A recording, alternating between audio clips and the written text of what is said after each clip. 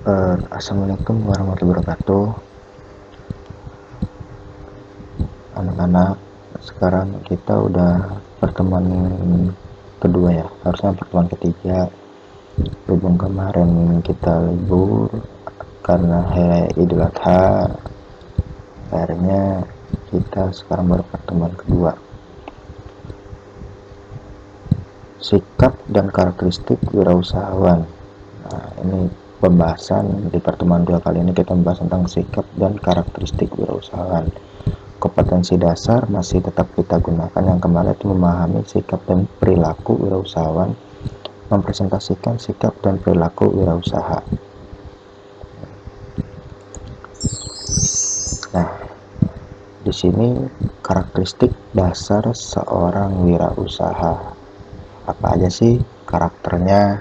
Kan memiliki persepsi terhadap ketidakpastian dan mampu menanggung resiko yang dihadapi. Ya, memiliki persepsi terhadap ketidakpastian dan mampu menanggung resiko yang dihadapi.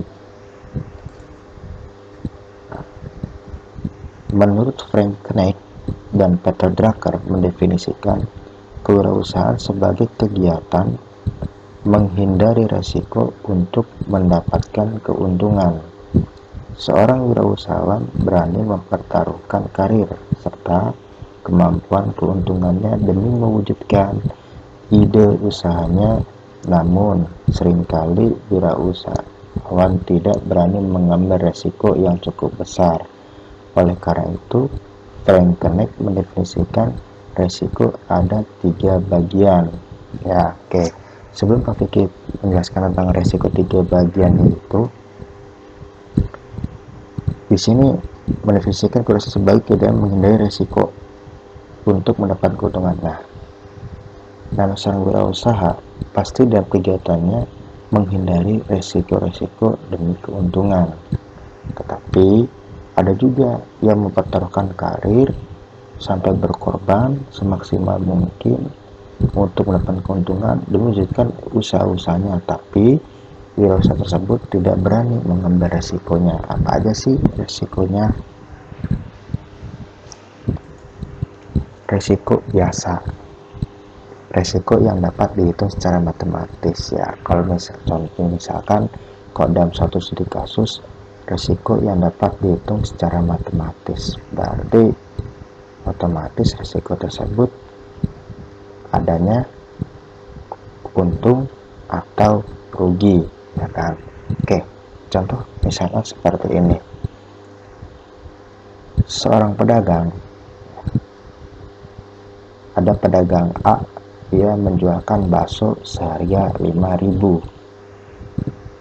Ya, dalam suatu acara pedagang A itu menjualkan bakso seharga 5.000.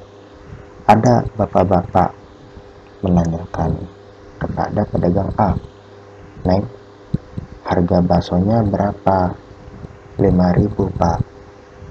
"Oh, kamu udah dapat untung belum segitu?" kata bapak tersebut. Dijawab sama si Neng tadi, pedagang A, "Oh, sudah Pak, 5.000 saya dapat untung." Setelah itu bapak tersebut membeli dengan harga hanya 4.000 dengan alasan membuat anaknya misalkan. Nah, setelah itu kata kata pihak si Neng tadi, "Oh, cuma 4.000 ya Pak." Nah, di situ ada resiko. Harusnya 5.000 itu dia mendapatkan keuntungan, tetapi atas permintaan konsumen hanya dibeli harga 4.000. Karena berat porsinya mungkin terlalu banyak, sedangkan anaknya kan masih kecil, jadi cuma butuh 4.000. Nah, di situ dia otomatis pedagang si A tadi mendapatkan kerugian berapa? 1.000 rupiah jika keuntungannya yang dia jual seharga 5.000 dengan untung 1.000. berarti dia tidak untung 1.000. Karena apa? Karena dia hanya menjual 4.000, dan 4.000 itu adalah modal pedagang si A. Nah, paham ya? Nah, itu resiko biasa yang terjadi, ditawar harga 5.000, kita cuma beli 4.000. Nah, itu harus siap ya, usah di situ. Misalkan kita harusnya 10 porsi, taruhlah 5.000 dikurangi 10, nah 5.000 kurang 10 berarti berapa? 50.000 harusnya ya. 5.000 kurang 10 dapat 50.000. Ternyata berhubung karena tadi cuma 4.000 satu orang, berarti otomatis tidak akan mendapatkan 50.000 ketika 10 porsi. Berarti cuma mendapatkan seharga 49.000 saja. Itu udah rugi karena satu konsumen tadi. Ya, paham ya? Oke. Yang kedua, nah, resiko yang ambigu atau resiko yang tidak dapat diukur secara otomatis. Dan yang ketiga, ketidakpastian murni atau ketidakpastian yang tidak dapat diukur oleh siapapun. Nah, yang kedua nih, resiko yang ambigu, resiko yang tidak dapat diukur secara matematis. Contohnya seperti ini, resiko yang ambigu. Jadi misalkan pedagang A tadi, ya kita kembali ke pedagang A aja lagi, pedagang A kasusnya menjual bakso dengan harga 5.000. Ada lagi tuh konsumen, ibu-ibu, bertanyakan, berapa baksonya neng? 5.000 bu. Oh 5.000. Kira-kira kamu dapat untung kali 5.000? Sudah bu. Oh, yaudah deh, coba saya beli 7.000.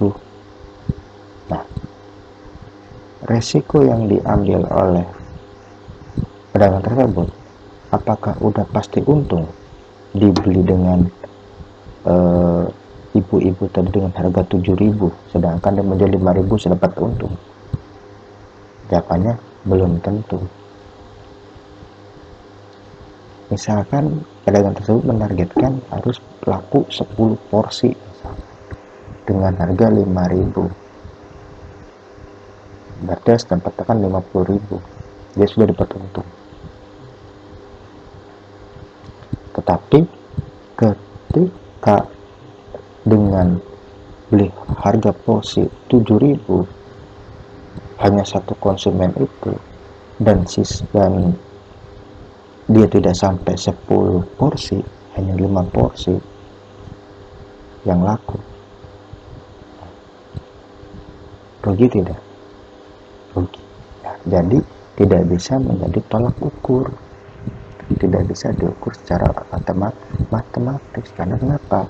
Konsumen datang itu belum tentu mau 1 orang, mau 2 orang, mau 3 orang, mau 4 orang, tidak tahu kita kan. Jadi jangan merasa ada yang beli 7.000 untung karena satu konsumen tadi. Ya kalau habis 10 porsi, kalau misalnya cuma 3 porsi, 4 porsi, nah itu namanya resiko yang ambigu, jadi tidak diukur secara matematis. Nah, ketidakpastian murni yang tidak dapat diukur oleh siapapun. Nah, berarti di sini tidak bisa diukur oleh pedagang juga. Contohnya karena faktor apa? Misalkan faktor dari faktor cuaca. Ketika kita dagang ya dengan target 10 porsi, tiba-tiba baru laku 1 porsi, ya, dibeli dengan harga 5.000, tetapi tiba-tiba hujan deras dan kamu menunggu, kira-kira laku nggak ya bakso saya? Nah, seperti itu ya Pak, menunggu dan menunggu, ternyata tidak ada yang beli lagi. Nah, itu udah pasti yang murni ya, jadi tidak dapat diukur oleh pedagang juga. Kira-kira saya dapat berapa nih? Nggak bisa. Karena apa? Karena adanya faktor alam ya, itu namanya ketidakpastian warning. Oke, next.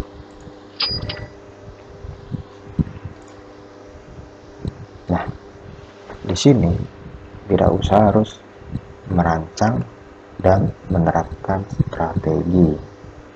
Nah, itu udah pasti. Merancang dan menerapkan strategi itu adalah hal-hal yang dilakukan oleh wirausaha. Apa aja sih strategi dari para pengusaha yang berhasil ya, dan dapat diterapkan? Kita ambil dari sini nih. 1. Mencari pasar khusus yang belum tergarap.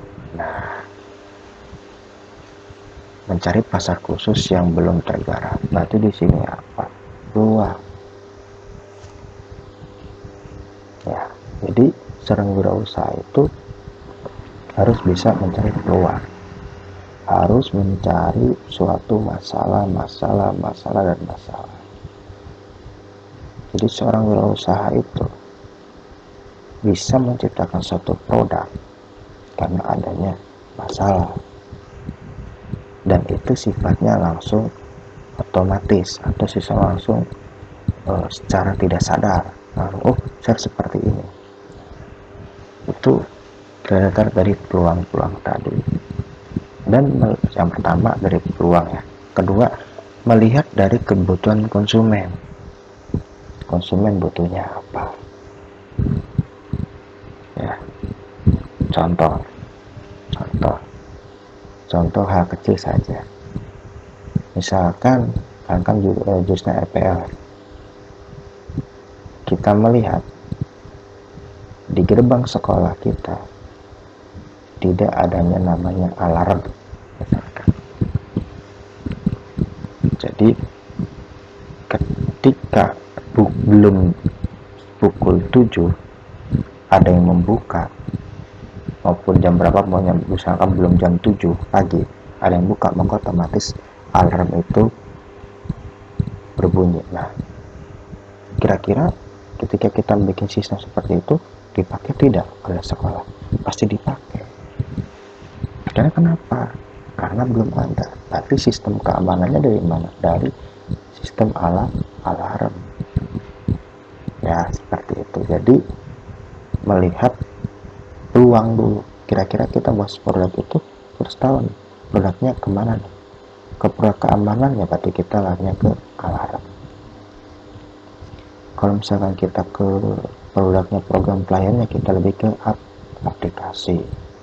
Nah, seperti itu. Jadi kita harus melihat dulu nih, pasar khusus yang terdapat apa nih, peluang-peluangnya. Harus tahu media lingkungannya itu yang dibutuhin apa. Jadi kita seadanya analisis lingkungan dan analisis sistem. Nah, kayak gitu. Itu yang pertama. Ya. Next, yang kedua, peka terhadap tren baru dan berani memulainya. Nah, di sini kalau misalkan kita nggak berani mengambil suatu resiko, kalau misalnya kita nggak berani mengambil resiko, itu yang sangat nggak akan bisa buat kita menjadi maju gitu ya, karena kita nggak berani mengambil sesuatu resiko di depan tadi. Terus kalian atau enggak kitanya down, bisa nggak ya, kira-kira saya bisa nggak ya menciptakan dengan teknologi alarm ini demi keamanan bersama, karena di daerah sini belum ada nih. Kalau misalkan saya bikin sistem alarm harus misalkan ada yang buka di kurang dari jam 7 pagi itu berbunyi. Kalian awalnya nggak tahu, karena nggak ketahuan itu kalian hanya berani mengambil resiko. Nah, resikonya berani mencoba, berani belajar. Jadi berusaha itu di mana-mana nggak ada yang langsung sukses, nggak ada yang langsung tiba-tiba nih ini loh saya berhasil, nggak mungkin. Nah, itu semuanya belajar dari pembelajaran. Nah, pada saat terjadi kegagalan pertama, dia mencoba mengevaluasi dari kegagalan pertama tersebut. Ketika dia mengevaluasi kegagalan, naik lagi yang kedua, ketika gagal lagi dia mencoba mengevaluasi kegagalan yang kedua. dan terus seperti itu, sehingga dia menemukan suatu hal yang bisa dia lakukan dari kegagalan tersebut sehingga menjadi suatu produk yang berguna dan bermanfaat di lingkungannya. Dia berani memulai dulu. Kan bikin software, untuk bikin aplikasi, takut, ya sudah. Pak takut nggak bisa, Pak takut nggak jadi, Pak takut ini, Pak takut. Nah itu udah, kalian nggak punya apa ya, nggak punya motivasi atau inovasi untuk menjadi orang yang hebat, nggak menjadi orang yang berani, ya gitu-gitu aja, gitu kan. Contoh aja anak kecil, nah, kita nggak usah ke sistem dulu lah, misalnya nggak terlalu ambil contoh kecil aja. Kalau dulu kalian waktu kecil tidak berani belajar jalan atau tidak mau belajar merangkak, ya kan nggak bakal bisa jalan seperti saat ini. Kalian masuk SMK 10